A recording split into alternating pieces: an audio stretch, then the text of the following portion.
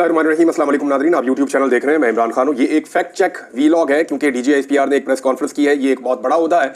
पाकिस्तान का जो सबसे तगड़ा और बड़ा इदारा है जिसके पास सबसे ज्यादा बजट है वो पाकिस्तान का दिफाई इदारा है, पाकिस्तान की फौज और उसके ताल्लुकात आमा के जो सरबराह है डीजीआईएसपीआर, उनकी जानिब से जब प्रेस कॉन्फ्रेंस आती है तो उसके फैक्ट्स बहुत क्लियर होने चाहिए और बड़ी क्लैरिटी के साथ बात होनी चाहिए। मैं अगर हुकूमत के तनाजुर में और इस वक्त एस्टेब्लिशमेंट के तनाजुर में बात करूं तो वक्त बहुत बदल गया है। बयानिया जो है ना वो अब हकायक के ऊपर बनाया जाता है। माजी में आप कोई भी एक झूठ बोल देते थे और वो पकड़ा नहीं जाता था, लेकिन अब बहुत ज्यादा टाइम बदल गया है, वक्त बदल गया है। आज से 15-20 साल पहले तक आप ये कह देते थे कि ये ऐसे हो गया वैसे हो गया, उसको चेक नहीं किया जा सकता था क्योंकि फैक्ट चेक का कोई निजाम नहीं था।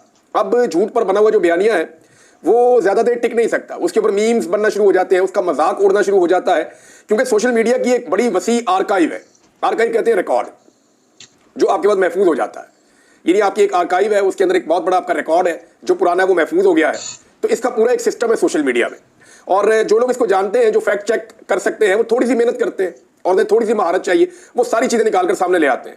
अब अगर आप गुज़िश्ता एक महीने की सिर्फ कारकर्दगी देखें पाकिस्तान के निजाम की या पाकिस्तान की हुकूमत और एस्टेब्लिशमेंट दोनों की, तो सिर्फ आप ये देखें कि झूठ पर बने हुए जो बयानिए थे उनमें से कितने बयानिए बलडोज हो गए। मैं सिर्फ 10-15 की आपको मिसाल दे देता हूं। यानी पहला बयानिया ये था कि गोली नहीं चली, फैक्ट चेक, फौरी तौर पे लोगों ने निकाल के वीडियो लगा दी, जनाब ये गोली चल रही है, गोलियों की आवाजें आ रही हैं, धड़ाधड़ आवाजें आ रही हैं। फिर ये टॉप ट्रेंड किया, गोली क्यों चलाई। दूसरा, रेंजर एहलकारों को तरीके इंसाफ ने शहीद किया।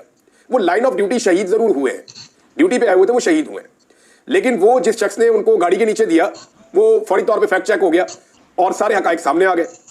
नंबर 3, कोई शख्स डी चौक में गोली लगने से जख्मी या जाँ बहक नहीं हुआ। उसके बाद आपने देखा लोगों ने बाकायदा दिखाए एक्सरे और एक एक बंदे ने, जितने जख्मी थे उनके इंटरव्यूज आए, जो लोग शहीद हुए उनके साथ जो लोग मौजूद थे वो आए, फिर जिन लोगों को गोलियां लगी उनकी जो वीडियो बनी वो भी आ गई। ये सारा रिकॉर्ड आपके सामने आ गया, फैक्ट चेक हो गया।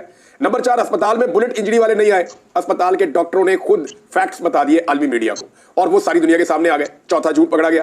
5वां झूठ पे लगा हुआ बयानिया बनाया कि एक भी लाश दिखा दे। पाकिस्तान तरीके इंसाफ ने अब तक 13 लाशें दफनाई है और 13 की वीडियोस मौजूद हैं, जबकि जो लापता है उनके बारे में अभी पता ही नहीं है किसी को कि वो कहां है, जिंदा है या नहीं है। छठा झूठ, पश्तूनों को इस्लामाबाद में निशाना नहीं बनाया गया। उसके बाद जो पश्तूनों ने इंटरव्यूज दिए और उन्होंने बताया कि जनाब मुझे उठाकर ले गए, कोई बंदा बता रहा है मुझे उठाकर ले गए। इवन जो हुकूमत के अपने हमायती हैं उन्होंने कहा जी हमारे घरों में काम करने वाले हमारे साथ जो हमारे कुलीग्स हैं पश्तून, उनको पुलिस उठाकर लेकर जा रही है। 7वां बयानिया जो झूठा बनाया गया, सिक्योरिटी फोर्सेज मुसल्लह नहीं थी। फिर ये तो बीबीसी ने और अल जजीरा ने दिखा दिया। अब ये बयानिया जो है ये बात अभी डीजीआईएसपीआर ने भी की कि सिक्योरिटी फोर्सेज मुसल्लह नहीं थी।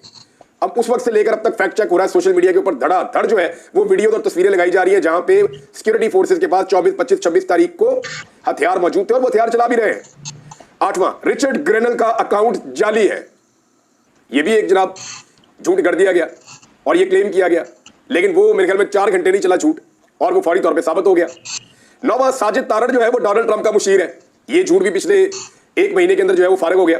10वां, महंगाई कम हो रही है जनाब, लेकिन हुकूमती वुज़रा और उनके आदाद शुमार जो सरकारी है वो खुद बता रहे हैं कि महंगाई में इजाफा हो रहा है। इवन गैस के हवाले से मुसद्दिक मलिक साहब ने एतराफ किया कि 850% बढ़ गई है, मजीद बढ़ने जा रही है इमरान खान साहब के जाने से लेकर अब तक। मरियम नवाज जनाब सरकारी दौरे पर बहैसियत वज़ीर आला चाइना गई, ये एक झूठ बोला गया पिछले 1 महीने में। फिर पता चला जी वो तो पॉलिटिकल पार्टी को दावत दी हुई थी और ये एयरफोर्स का तैयारा लेकर वहां पर पहुंच गई और कहा जी फकीदुल मिसाल इस्तकबाल हुआ। वो मोहम्मद अली महक साहब ने सारा कुछ खोल के रख दिया। उन्होंने बताया ये तो सारे बंदे उधर लगे फिरते हैं, बड़े अच्छे लोग हैं, लेकिन मेरे भी इनके साथ बड़े अच्छे ताल्लुकात हैं।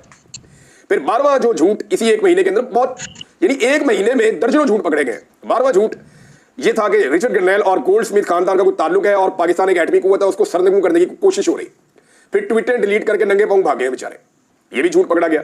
फिर पाकिस्तानियों से ट्रंप की टीम पैसे खा रही है, ये झूठ बोल दिया। अब इसके ऊपर वहां अमेरिका में केस भी होने जा रहा है, अब इसके ऊपर से भी भागेंगे थोड़ी दिनों, ये भी फैक्ट चेक हो गया। अच्छा जी, 14वां, इमरान खान दहशतगर्दों को पाकिस्तान लेकर आया 2022 में। इसके ऊपर तो मैं तफसीली बात आगे करता हूं ना।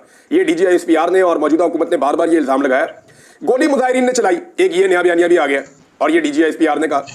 इसका फैक्ट चेक कल से लेकर अब तक हो रहा है और लगातार पाकिस्तानी दिखा रहे हैं, बता रहे हैं कि गोली किसने चलाई। ये वाला एलिगेशन तो हुकूमत ने नहीं लगाया था, ये जो डीजीआईएसपीआर साहब ने लगा दिया कि गोली जो है वो जनाब मुजाहिरीन ने खुद ही चलाई, अपने बंदे मारे हैं। और जो जख्मी हुए वो बता रहे हैं जनाब हमें तो रेंजर्स ने गोलियां मारी है, ये हमें जो है सिक्योरिटी फोर्सेज ने गोलियां मारी है। और 16वां झूठ जो हमेशा से हम सुनते चले आ रहे हैं कि फौज का सियासत से कोई ताल्लुक नहीं है। अगर आप डीजीआईएसपीआर की प्रेस कॉन्फ्रेंस निकालकर सुने तो उनकी प्रेस कॉन्फ्रेंस का एक बड़ा हिस्सा सिर्फ सियासत के ऊपर ही था। ये नहीं एक पॉलिटिकल पार्टी पाकिस्तान तरीके इंसाफ को उन्होंने चंगा भला लताड़ा। ऐसा लग रहा था कि इरफान सिद्दीकी साहब या परवेज रशीद साहब की लिखी हुई चीजें हैं, या पीएमएलएन ये प्रेस कॉन्फ्रेंस कर रही जैसे अता तारड़ या वो मरियम औरंगजेब टाइप, इस किस्म की वो प्रेस कॉन्फ्रेंस के अंदर कुछ चीजें लगी जैसे सियासी दहशतगर्दी, दोगलापन, फितना, मुसल्लह जत्थे, ये अल्फाज पीएमएलएन की इख्तरा है और वो इनको इस्तेमाल करते हैं। अब आज ये होता कैसे है? देखिए, मामला ये है कि रवायती मीडिया जब तक था ना तब तक ये चीजें दब जाती थी, ये बयानिए बन जाते थे, चल जाते थे। अब दौर है जनाब सोशल मीडिया का, और हो ये रहा है कि ये सारे झूठे बयानिए 1 से 2 घंटे तक भी नहीं चल सके, ये जो मैंने आपको भी बताए हैं, बल्कि नौजवानों ने सबूतों के साथ इनकी धज्जियां उड़ाकर रख दी हैं। ये सब पाकिस्तान के रवायती मीडिया पर नहीं हुआ, बल्कि ये सब कुछ पाकिस्तान के सोशल मीडिया पर हुआ, और इसीलिए पाकिस्तान के सोशल मीडिया पे सबको गुस्सा रहता है और उसको डिजिटल दहशतगर्दी करार दिया जाता है। अब 3 चीजें ऐसी हैं जिनके फैक्ट चेक बहुत जरूरी है और वो हो चुके हैं अब तक। 24 घंटे भी नहीं गुजरे डीजीआईएसपीआर की प्रेस कॉन्फ्रेंस को। नंबर 1, उन्होंने जिस बात पर डीजीआईएसपीआर ने इमरान खान को दोगला करार दिया कि वो जबरदस्ती 2022 में तालिबान को वापस पाकिस्तान लेकर आए, और जो अल्फाज उन्होंने इस्तेमाल किए जनरल साहब ने, उन्होंने कहा कि किसकी जिद थी कि पाकिस्तान बातचीत से इनको पाकिस्तान में सेटल किया जाए, इस जिद की कीमत पाकिस्तान और केपी के चुका रहा है। जनाब ये स्टेटमेंट है डीजीआईएसपीआर का। अब इसके ऊपर जो फैक्ट चेक आए हैं इनमें मुराद सईद जो है वो बहुत इंपॉर्टेंट आदमी है, वो इसलिए कि मुराद सईद ने सबसे पहले रोला डाल दिया था, और इसके ऊपर जो हुकूमत है उनकी गवाहियां भी सामने आ गई है। पहले मेरे ख्याल में मुराद सईद वाला स्टेटमेंट बताता हूं। डीजीआईएसपीआर साहब का दहशतगर्दी के हवाले से हालिया बयान ना सिर्फ हकायक के बरक्स है बल्कि गुमराहकुन है। इमरान खान और उनकी काबीना ने कभी भी अफगानिस्तान से तरीके तालिबान पाकिस्तान की वापसी और आबादकारी के हवाले से पॉलिसी की मंजूरी नहीं दी। अमेरिका के अफगानिस्तान से इनखला से कबल 1 जुलाई 2021 को अस्करी क़यादत ने पार्लिमान को 3 नुकात पर ब्रीफिंग दी थी। 1 जुलाई 2021 को ये अमेरिका वहां से इनखला अपना मुकम्मल कर रहा था इस दौरान में, तो 3 नुकात के ऊपर ब्रीफिंग दी थी अस्करी क़यादत ने। वो कौन थे उस वक्त? जनरल बाजवा और जनरल फैज़ हमीद और दीगर, जिनमें से एक नुकता अमरीकी इनखला के पाकिस्तान के अमन व अमान पर असरात, दीगर नुकात जो थे वो रीजन में ताकत के तवाजुन और आलमी सतह पर पावर गेम के हवाले से थे। इसके बाद अक्टूबर 2021 में डीजीआईएसआई की तैनाती के अगले दिन अस्करी क़यादत एक 5 नुकाती प्लान मंजूर करने के लिए वज़ीर आज़म के पास लेकर आई, जिसकी फौरी मंजूरी पर उन्होंने जोर दिया। जो उन्वान मुज़ाकरात का तरीक़ाकार था कि मुज़ाकरात कैसे किए जाए, मगर नकात तालिबान की वापसी के थे, तालिबान को जो है वो वापस लेकर आना है। मुझ समेत काबीना के दीगर अराकीन जो ज़मीनी हक़ाइक़ से आगाही रखते थे, उन्होंने अस्करी क़यादत के पेश करदा मनसूबे पर एतराज़ात उठाए, जिनका कोई तसल्ली बख्श जवाब नहीं दिया गया, बल्कि भरपूर कोशिश की गई कि बिना मीन मेख के इनके प्लान की मंजूरी दी जाए। ताहम वज़ीर आज़म इमरान खान ने ऐसे किसी भी प्लान की मंजूरी देने से एतराज़ किया। इमरान खान साहब ने ऐसे किसी मंसूबे की मंजूरी नहीं दी जिसमें बेशबहा कुर्बानियों के बाद हासिल करदा अमन की बर्बादी का इम्कान हो। इस मीटिंग में मौजूद तमाम वज़रा गवाही देंगे कि मेरी बातें उस वक्त अस्करी क़यादत को जितनी भी नागवार गुजरी, मगर जो सवालात मैंने उठाए और जिन खदशात का इजहार किया वो मेरे तमाम खदशात दुरुस्त साबित हुए। रजीम चेंज के बाद जून 2022 में पीडीएम हुकूमत उन्होंने मंजूरी दी, यानी अब जो टीडीपी की वापसी की मंजूरी है वो जून 2022 में हुई है। इमरान खान साहब की हुकूमत गिर गई है अप्रैल 10, 2022 में।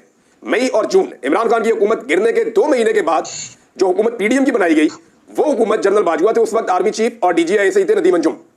इन दोनों की जो है वो मौजूदगी में फिर हुकूमत ने मंजूरी दी कि जनाब तालिबान को वापस लाया जाए टीटीपी को, और इसके बाद पहला वफद अफगानिस्तान गया जिससे सबको लाइलम रखा गया। तब जब दहशतगर्दी की वापसी के मुतालिक मैंने बहुत एहतियात से सवालात उठाए। अच्छा, ये वो वक्त है जब मुराद सईद से मेरी भी बात हुई थी। मैंने पूछा था कि प्रॉब्लम है क्या, आप इतना ज्यादा क्यों इसको मामले को उठा रहे हैं? तो उन्होंने कहा जी मेरे इलाके के अंदर दहशतगर्द वापस आ रहे हैं और वो मुसल्ला है। मैंने कहा जी ये तो लोगों को वापस तो आना है, सेटल तो होना है, और इमरान खान साहब माजी में ये कहते रहे हैं कि, तो उन्होंने कहा जी हमारे जो था वो एक मैकेनिज्म बनाना था इसके ऊपर। ऐसा नहीं हो सकता कि लोग हथियारों के साथ वापस आए, और जो किसी ने वापस आना है उसका आने का कोई तरीका होता है, और ये हमें लाइलम रखा जा रहा है, और ये मुसल्ला लोग हैं जो वापस आ रहे हैं, और इनके वापस होने से नुकसान होना शुरू हो गया है, और कुछ कार्रवाइयां हो रही हैं खैबर पख्तूनख्वा में। उन दिनों में जो है वो टारगेट किलिंग शुरू हो गई थी, कुछ दहशतगर्दी के वाकयात भी हो रहे थे, और लोगों से भत्ता भी मांगा जा रहा था। तो ये सारे हकाइक मुझे मुराद सईद ने उस वक्त बताए थे। उसके बाद मुराद सईद ने एक बहुत बड़ी कंपेन चलाई थी, जिसके बाद मुख्तलिफ दीर के इलाकों में, स्वात के इलाकों में, मालाकंड के डिफरेंट एरियाज में और डिफरेंट पाकिस्तान के इलाकों में बहुत बड़े बड़े एहतजाज हुए थे, जिसमें किसी पॉलिटिकल पार्टी का नहीं, सारी पॉलिटिकल पार्टीज के और आम शहरियों ने हिस्सा लिया था। और उसके बाद इतना मजबूर किया आम शहरियों ने कि जो मुसल्ला लोग अफगानिस्तान से आए थे उनको घेरा डाला हुआ था पहाड़ों के नीचे से। खैबर पख्तूनख्वा की पुलिस ने, महमूद खान की हुकूमत थी, और वो फिर वापस बॉर्डर क्रॉस करके अफगानिस्तान गए थे। और ये काम करने में मुराद सईद का एक बहुत बड़ा हाथ था, जिसके बाद मुराद सईद को बहुत धमकियां दी गई दोनों जानिब से, यानी एस्टेब्लिशमेंट की जानिब से भी उनके बकौल, और उन्होंने कहा मुझे धमकियां पहुंचाई गई हैं, और दूसरी जानिब उन्हें तालिबान टीटीपी की जानिब से भी धमकियां दी गई। रियासती इदारों की नीयत भांपते हुए मैंने अपनी कौम से रुजू किया, और तारीख में पहली मरतबा पुरअमन तहरीक के जरिए हमने अपने इलाकों को इन अनासर से खाली कराया। मुझे बताया गया कि ये इनखला आर्जी है और बर्फ पिघलने पर गर्मी तो बढ़ेगी, मगर इससे पहले आपका बंदोबस्त किया जाएगा। अब ये जनाब उन्होंने बताया कि 2022 से 2023 तक मैं तकरीरें करता रहूँ, बहुत सारी चीजें इसमें मौजूद हैं। और उन्होंने कहा कि इमरान खान के दौर में ना ड्रोन हमला हुआ और ना दहशतगर्द आए और ना आपकी गलत पॉलिसियों की मंजूरी देकर कौम को नई जंग का ईंधन बनने दिया गया। डीजीएसपीआर साहब का दिया गया बयान हकायक से इतना बरक्स है कि मैं हैरान हो गया हूं कि इतनी जिम्मेदार पोस्ट के ऊपर बैठी हुई इतनी बड़ी शख्सियत इस तरह का स्टेटमेंट कैसे दे सकती है। ये एक सियासी पॉलिटिकल पार्टी का बयानिया तो हो सकता है कि अपने सियासी मुखालिफ को नुकसान पहुंचाया जाए, लेकिन एक इतने बड़े इदारे का बयानिया कैसे हो सकता है जिनके पास सारी इंस्टीट्यूशनल मेमोरी मौजूद है, उनके पास एक एक चीज का रिकॉर्ड मौजूद है। वो कैसे कह सकते हैं कि जनाब ये इमरान खान ने किया था। राणा सनाउल्लाह का स्टेटमेंट देख लें, ये तो बड़े फेवरेट है। ये राणा सनाउल्लाह का स्टेटमेंट है जी, 7 जुलाई 2022 जून में मुज़ाकरात होते हैं, यानी तालिबान को वापस लाने के हवाले से, और टीटीपी के लिए वफ्द जाता है अफगानिस्तान उसके बाद, और राणा सनाउल्लाह साहब उस वक्त वजीर दाखिला थे। राणा सनाउल्लाह साहब कह रहे हैं the parliamentary committee on national security unanimously agreed to continue talks with Tehreek Taliban Pakistan. All the politicians attending the meeting agreed on having a dialogue with the banned outfit. All the proceedings will be supervised by the parliament. Rana Sanaullah साहब तो ऐलान कर रहे हैं कि हमने इत्तेफाक कर लिया, सबने, हम सारे इकट्ठे हो गए, सारी पॉलिटिकल पार्टीज जो इक्तदार में चूं का मुरब्बा लाया गया था पीडीएम सरकार का, इमरान खान साहब ने बात नहीं मानी, रिजीम चेंज करके ये हुकूमत बनाई गई थी, वो कह रहे हैं हम सारे राजी हो गए कि हम टीटीपी से बातें करेंगे, डायलॉग करेंगे और पार्लियामेंट जो है इसके अंदर इन्वॉल्व रहेगी। राणा सनाउल्लाह ने जनाब इसकी पूरी रिस्पॉन्सिबिलिटी कबूल कर ली।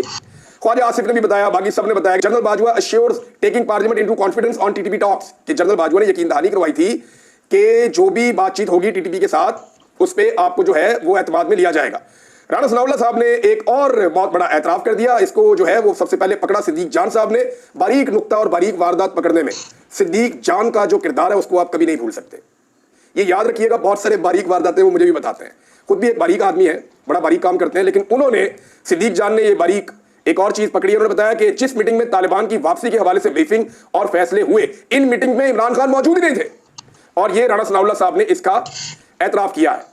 और इसके बाद जनाब उमर अयूब खान साहब का एक स्टेटमेंट है, उन्होंने भी बहुत क्लियरली बताया, क्योंकि ये उस वक्त वजीर थे, इन्होंने बताया कि मिलिट्री एस्टेब्लिशमेंट चाहती थी कि टीटीपी को वापस लाया जाए, लेकिन इमरान खान साहब ने ऐसा नहीं किया था। मैकेनिज्म पे काम हो रहा था, इमरान खान की हुकूमत गिर गई और उसके बाद जो हुकूमत आई उजलत के अंदर उसके साथ इन्होंने तय किया और फिर मुसल्लह लोग पाकिस्तान में आए और तब से अब तक दहशतगर्दी बढ़ रही है। यानी किस तरीके से ये अपना डाला हुआ गंद भी इमरान खान के खाते में डाल रहे हैं पाकिस्तान की एस्टेब्लिशमेंट, यानी किसी को भी वो कह देंगे और लोग मान जाएंगे। ये फैक्ट चेक का दौर है। नौजवान 5 मिनट लगाते हैं, पोस्टमार्टम कर देते हैं सारी चीज का।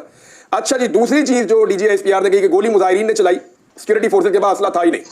अब जनाब मैं अगर आपको दिखाना शुरू कर दूं तो मैं आपको कम से कम भी 2 दर्जन 3 दर्जन वीडियोस अब तक मैं डीजीएसपीआर के बयान के बाद से लेकर अब तक देख चुका हूं, जिसमें दिखाया जा रहा है कि पुलिस और फौज जो है वो वहां पे मौजूद है और दिखाया जा रहा है कि किस तरह फायरिंग की जा रही है। और एक भी वीडियो अभी तक हुकूमत ऐसी प्रोड्यूस नहीं कर सकी जिसमें मुजाहिरीन की जानिब से सिक्योरिटी फोर्सेज के ऊपर फायरिंग की जा रही हो, एक भी वीडियो, जबकि बहुत सारी वीडियोस प्रोड्यूस हो चुकी हैं जिसमें सिक्योरिटी फोर्सेज की जानिब से मुजाहिरीन के ऊपर डायरेक्ट फायरिंग की जा रही है। एक और जनाब फैक्ट चेक आ गया है, और ये फैक्ट चेक फैसल अमीन गंडापुर ने दिया है।